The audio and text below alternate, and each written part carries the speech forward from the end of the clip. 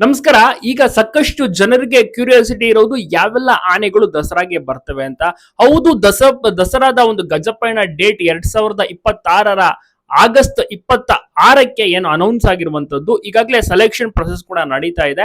ಆನೆಗಳ ಒಂದು ಕ್ಯಾಂಪ್ಗಳೇನಿದಾವೆ, ಈ ದುಬಾರೆ ಆಗಿರ್ಬೋದು, ಮತ್ತಿಗೂಡು ಆಗಿರ್ಬೋದು, ಭೀಮನಕಟ್ಟೆ ಆಗಿರ್ಬೋದು, ಮತ್ತೆ ದೊಡ್ಡರ್ವೆ ಆಗಿರ್ಬೋದು, ಜೊತೆಗೆ ನಮ್ಮ ದುಬಾರೆ ಆಗಿರ್ಬೋದು. ಸೊ ಎಲ್ಲಾ ಸಾಕಣೆ ಶಿಬಿರಗಳಿಗೆ ಅಧಿಕಾರಿಗಳು ಸಹ ಹೋಗಿ ಚೆಕಪ್ ಅನ್ನ ಮಾಡ್ತಾರೆ, ಯಾವೆಲ್ಲ ಆನೆಗಳನ್ನ ಈ ಸತಿ ದಸರಾಗೆ ಕರೆ ತರಬಹುದು ಅಂತ. ಸೊ ಆ ಒಂದು ಚೆಕಪ್ ಎಲ್ಲವನ್ನು ಕೂಡ ಮಾಡಿ ನಂತರದಲ್ಲಿ ಅವರು ತೀರ್ಮಾನ ತೆಗೆದುಕೊಳ್ತಾರೆ ಯಾವೆಲ್ಲ ಆನೆಗಳನ್ನ ತರಬಹುದು ಅಂತ. ಸೊ ಇನ್ನ ಫೈನಲೈಸ್ ಆಗಿಲ್ಲ, ಇನ್ನ ಅವರು ಯಾವುದನ್ನು ಕೂಡ ಲಿಸ್ಟ್ ಮಾಡ್ಕೊಂಡು ಇನ್ನ ರಿಲೀಸ್ ಮಾಡಿಲ್ಲ. ಸೊ ನೋಡೋಣ, ಇನ್ನೊಂದು ಕೆಲವು ದಿವಸಗಳಲ್ಲಿ ಅನೌನ್ಸ್ ಮಾಡ್ತಾರೆ ಯಾವೆಲ್ಲ ಆನೆಗಳು ಬರಬಹುದು ಅಂತ. ಬಟ್ ಎಲ್ಲರ ಒಂದು ಆಸೆ ನಿರೀಕ್ಷೆ ಇರುವಂತದ್ದು ನಮ್ಮ ಕರಡಿ ಅಲಿಯಾಸ್ ಬಬ್ರುವಾನ ಆನೆ. ಈಗಾಗಲೇ ಒಂದು ಆನೆಯನ್ನ ಸೆರೆ ಹಿಡಿದು 2 ವರ್ಷಕ್ಕೂ ಅಧಿಕ ಆಗಿದೆ. ಮತ್ತೆ ಒಳ್ಳೆ ಟ್ರೈನಿಂಗ್ ಸಹ ಕೊಟ್ಟಿದ್ದಾರೆ, ಪಳಗಿಸಿದ್ದಾರೆ. ಏನು ಸಕಲೇಶ್ಪುರ ಭಾಗದಲ್ಲಿ ತುಂಬಾನೇ ಕೋಪಿಸ್ತ ಆಗಿದ್ದಂತ ಮತ್ತೆ ಹಲವಾರ ಮೇಲೆ ದಾಂಧಲೆ ಅಟ್ಯಾಕ್ ಅನ್ನ ಮಾಡಿದಂತ ನಮ್ಮ ಬಬ್ರುವಾನ ಈಗ ಸಾಧು ಆಗಿದ್ದಾನೆ, ಚೆನ್ನಾಗಿ ಪಳಗಿದ್ದಾನೆ. ಆ ಬಬ್ರುವಾನಗಿಂತ ಮುಂಚೆ ಹಿಡಿದಂತ ಆನೆ ಅಂದ್ರೆ ಅದುವೇ ರಾಜನ್, ಅಂದ್ರೆ ಸೀಗೆಗುಡ್ಡ ಅಲಿಯಾಸ್ ರಾಜನ್ ಆನೆ. ಆ ಆನೆ ಕೂಡ ಚೆನ್ನಾಗಿದೆ, ಒಳ್ಳೆ ಹೈಟ್, ಕಟ್ಟುಮಸ್ತು ದೇಹ ಕೂಡ ಇದೆ.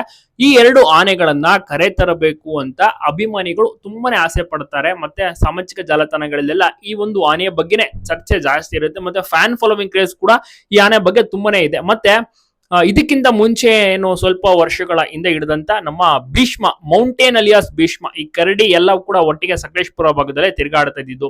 ಯಾವೆಲ್ಲ ಆನೆಗಳು ಅಂದ್ರೆ ತಣ್ಣೀರ್ ಅಂತ ಆನೆ, ಅದೊಂದು ತೀರೋಯ್ತು, ನೋಡಿರ್ತೀರಾ.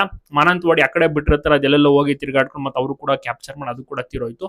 ಅದ್ ಬಿಟ್ರೆ ಇನ್ನೊಂದು ಗುಂಡ ಅಂತ ಹೇಳಿದ್ರು ಗೀತಾಂಜಲಿ ಎಸ್ಟೇಟ್ ನಲ್ಲಿ, ಅದನ್ನ ಬೇರೆ ಕಡೆ ಕಾಳಿಗೆ ಸ್ಥಳಾಂತರ ಮಾಡ್ತಾರೆ. ಅದು ಕೂಡ ಚೆನ್ನಾಗಿದ್ದಂತಾನೆ, ತುಂಬಾನೇ ಟಕ್ಕರ್ ಕೊಟ್ಟಿತ್ತು ಅಭಿಮನ್ಯುಗೆ. ಕಾಡನೆ ಹಿಡಿಯುವಂತ ಟೈಮ್ ನೋಡಿ, ವಿಡಿಯೋಸ್ಗಳು ಇದಾವೆ, ನಿಮ್ಗೂ ಕೂಡ ಗೊತ್ತಾಗುತ್ತೆ.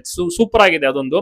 ಅದ್ ಬಿಟ್ರೆ ಇದು ಇದೆ ನಮ್ಮ ಅದೇ ಮೌಂಟೇನು, ನಮ್ಮ ತಣ್ಣೀರು, ಅದಾದ್ಮೇಲೆ ನಮ್ಮ ಕರಡಿ, ಅದಾದ್ಮೇಲೆ ನಮ್ಮ ವಿಕ್ರಾಂತ್. ಈ ಎಲ್ಲಾ ಆನೆಗಳು ಕೂಡ ಒಟ್ಟಿಗೆ ಇದ್ವು. ಈಗ ವಿಕ್ರಾಂತ್ ಬಿಡಿ ಆ ಕಡೆ ಇದ್ದಾನೆ, ಏನು ಶಿವಮೊಗ್ಗ ಆನೆ.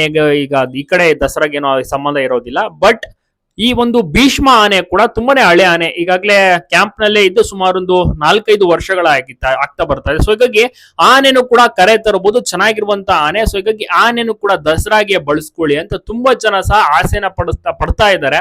ಸೊ ಗೊತ್ತಿಲ್ಲ ಯಾವೆಲ್ಲ ಆನೆಗಳನ್ನು ಸೆಲೆಕ್ಟ್ ಮಾಡ್ತಾರೆ ಅಂತ. ಬಟ್ ಸೆಲೆಕ್ಟ್ ಮಾಡಿದ್ರೆ ಕ್ರೇಜ್ ಮಾತ್ರ ತುಂಬಾನೇ ಚೆನ್ನಾಗಿರುತ್ತೆ. ಭೀಷ್ಮ ಅಥವಾ ನಮ್ಮ ಬಬ್ರುವಾನ ಈ ಆನೆಗಳು ಬಂದ್ಬಿಟ್ರೆ ಅಂತೂ ಜನರಿಗೆ ತುಂಬಾನೇ ಖುಷಿ ಆಗುತ್ತೆ. ಮತ್ತೆ ಇವೆಲ್ಲವೂ ಕೂಡ ಫ್ಯೂಚರ್ ಆನೆಗಳು, ಚೆನ್ನಾಗಿ ಪಳಗಿಸಿ ದಸರಾಗೆ ಕರೆ ತಂದ್ರೆ. ಕಾರ್ಯಾಚರಣೆಗೂ ಕೂಡ ಈ ಆನೆಗಳು ಇನ್ನ ಎಂಟ್ರಿ ಕೊಟ್ಟಿಲ್ಲ, ಬಟ್ ಬರಬೇಕು ಅಂತಾನೆ ಜನರು ಆಸೆ ಪಡ್ತಾ ಇರೋದು. ಫ್ಯಾನ್ ಫಾಲೋವಿಂಗ್ ಕ್ರೇಜ್ ಅಷ್ಟೊಂದು ಇದೆಯಲ್ಲ, ಸೊ ಹೀಗಾಗಿ ತುಂಬಾನೇ ನಿರೀಕ್ಷೆನ ಪಡ್ತಾರೆ. ಮತ್ತೆ ಏನೋ ದುಬಾರೆ ಕ್ಯಾಂಪಿನ ಸಹ ಓಪನ್ ಆಗಿಲ್ಲ, ಯಾವ ಕರ್ನಾಟಕದಲ್ಲಿರುವಂತ ಯಾವ ಕ್ಯಾಂಪ್ ಕೂಡ ಓಪನ್ ಆಗಿಲ್ಲ. ಜೊತೆಗೆ ಇನ್ನ ಅರಣ್ಯ ಮಂತ್ರಿಯು ಕೂಡ ಆಯ್ಕೆ ಆಗಿಲ್ಲ. ಮೊನ್ನೆ ತಾನೇ ಡಿ ಕೆ ಶಿವಕುಮಾರ್ ಅವರು ಮತ್ತೆ ಕಂಪ್ಲೀಟ್ ಏನೋ ಸಿದ್ದರಾಮಯ್ಯ ಅವರು ಕೂಡ ಸಚಿವ ಸಂಪುಟ ವಿಸ್ತರಣೆ ಮಾಡೋಕೆ ಡೆಲ್ಲಿಗೆ ಹೋಗಿರ್ತಾರೆ. ಸೊ ನೋಡ್ಬೇಕು, ಅಲ್ಲಿ ಹೈಕಮಾಂಡ್ ಮತ್ತೆ ಕ್ಯಾಬಿನೆಟ್ ಜೊತೆಗೆ ಡಿಸ್ಕಷನ್ ಮಾಡಿ ಇನ್ನೇನು ಅದೇ ಶೀಘ್ರದಲ್ಲಿ ಮುಂದಿನ ವಾರದಲ್ಲಿ ಅರಣ್ಯ ಮಂತ್ರಿ ಆಯ್ಕೆ ಆಗುವಂತ ಸಾಧ್ಯತೆ ಇದೆ. ಯಾರಿಗೆ ಸಿಗಬಹುದು ಅಂತ ಬಹಳಷ್ಟು ಜನರಿಗೂ ಕೂಡ ಕ್ಯೂರಿಯಾಸಿಟಿ ಇದೆ. ಅದಾದ ಬಳಿಕ ಮುಂದಿನ ತಿಂಗಳ ಎಂಡ್ ಅಷ್ಟೊತ್ತಿಗೆ ಕ್ಯಾಂಪ್ಗಳು ಓಪನ್ ಆಗುವಂತ ಸಾಧ್ಯತೆ ಇದೆ. ಕ್ಯಾಂಪ್ ಓಪನ್ ಆದ್ರೆ ಎಲ್ಲಾ ಆನೆಗಳನ್ನ ಸಹ ವೀಕ್ಷಣೆ ಮಾಡಬಹುದು. ಹೆಚ್ಚಿನ ಅಂಶ ಈಗ ಸದ್ಯಕ್ಕೆ ಪ್ರೆಸೆಂಟ್ ಏನು ಸ್ವಲ್ಪ ತಿಂಗಳಿಂದ ಎಲ್ಲರೂ ಕೂಡ ಬಬ್ರುವಾನನ್ನ ನೋಡಕ್ಕೆ ತುಂಬಾನೇ ಇಷ್ಟ ಪಡ್ತಾರೆ. ಬಬ್ರುವಾನ ತುಂಬಾ ಚೆನ್ನಾಗಿ ಪಳಗಿದ್ದಾನೆ, ಮತ್ತೆ ಒಂದು ದಂತವು ಕೂಡ ತುಂಬಾ ಚೆನ್ನಾಗಿ ಬೆಳೆದಿದೆ. ಹೀಗಾಗಿ ಈತನ ಮೇಲೆ ಒಂದು ಫ್ಯಾನ್ ಫಾಲೋವಿಂಗ್ ಕ್ರೇಜ್ ಜಾಸ್ತಿ ಇರುವಂತ ಕಾರಣ ನಿರೀಕ್ಷೆಯೂ ಕೂಡ ಜಾಸ್ತಿ ಇದೆ. ಬಬ್ರುವಾನನ ಕರ್ಕೊ ಬನ್ನಿ, ಬಬ್ರುವಾನ ಇದು ಕಾರ್ಯಾಚರಣೆಗೆ ಭಾಗಿಯಾಗ್ಲಿ ಅಂತ. ಲಾರಿಯಲ್ಲಿ ಹಚ್ಚುವುದು ಎಲ್ಲವನ್ನೂ ಕೂಡ ಪ್ರಾಕ್ಟೀಸ್ ಮಾಡಿಸಾಗಿದೆ. ಲಾರಿಯಲ್ಲಿ ಎಲ್ಲ ಏನಂದ್ರೆ ಎಲ್ಲ ಆನೆಗಳಿಗೂ ಕೂಡ ಪ್ರಾಕ್ಟೀಸ್ ಮಾಡಿಸ್ತಿರ್ತಾರೆ, ಅಂದ್ರೆ ನಿರೀಕ್ಷೆ ಇರುವಂತ ಆನೆಗಳಿಗೆ. ಬಬ್ರುವಾನಗೂ ಕೂಡ ಅಷ್ಟೇ ಕ್ಯಾಂಪ್ ಹತ್ರ ಲಾರಿ ನಿಲ್ಲಿಸ್ತಾರೆ. ಪ್ರತಿ ದಿವಸ ಲಾರಿಯನ್ನು ಹಚ್ಚೋದು, ಸ್ವಲ್ಪ ದೂರ ಕರ್ಕೊಂಡು ಹೋಗೋದು, ಮತ್ತೆ ವಾಪಸ್ ಕರ್ಕೊಂಡ್ಬರ್ಸು, ಆ ರೀತಿ ಮಾಡ್ತಾರೆ. ಹೀಗಾಗಿ ಪ್ರಾಕ್ಟೀಸ್ ಕೂಡ ಚೆನ್ನಾಗಿ ಆಗಿದೆ ಬಬ್ರುವಾನಗೆ. ನೋಡ್ಬೇಕು ಮುಂದಿನ ಸತಿ ಏನಾದ್ರು, ಮುಂದಿನ ವರ್ಷ ಏನಾದ್ರು ಕಾಡನೆ ಕಾರ್ಯಾಚರಣೆಗೆ ಏನಾದ್ರು ಎಂಟ್ರಿ ಕೊಡ್ತಾನ ಅಂತ.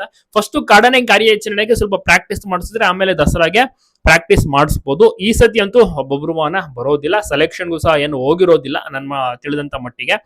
ಇನ್ನುಳಿದಂತೆ ದುಬಾರಿಯಲ್ಲಿರುವಂತ ಬೇರೆ ಬೇರೆ ಆನೆಗಳು ಸಹ ಆಗಮಿಸುತ್ತವೆ. ಅದನ್ನ ಅತಿ ಶೀಘ್ರದಲ್ಲಿ ಏನು ಅಧಿಕಾರಿಗಳೇ ಅನೌನ್ಸ್ ಅನ್ನ ಸಹ ಮಾಡ್ತಾರೆ. ಇನ್ನು ಕೆಲವೇ ದಿವಸಗಳು ಅಷ್ಟೇ, ಇನ್ನೊಂದು 10-15 ದಿವಸದಲ್ಲಿ ಇದು ಯಾವೆಲ್ಲ ಆನೆಗಳು ದಸರಾಗೆ ಬರ್ತಾ ಇದೆ, ಫಸ್ಟ್ ಬ್ಯಾಚ್ ಆನೆಗಳು ಯಾವುದು, ಸೆಕೆಂಡ್ ಬ್ಯಾಚ್ ಆನೆಗಳು ಯಾವುದು, ಎಲ್ಲವನ್ನೂ ಕೂಡ ರಿವೀಲ್ ಮಾಡ್ತಾರೆ. ಅಲ್ಲಿ ತನಕ ನಾವು ಕೂಡ ಕಾದು ನೋಡ್ಬೇಕಿದೆ.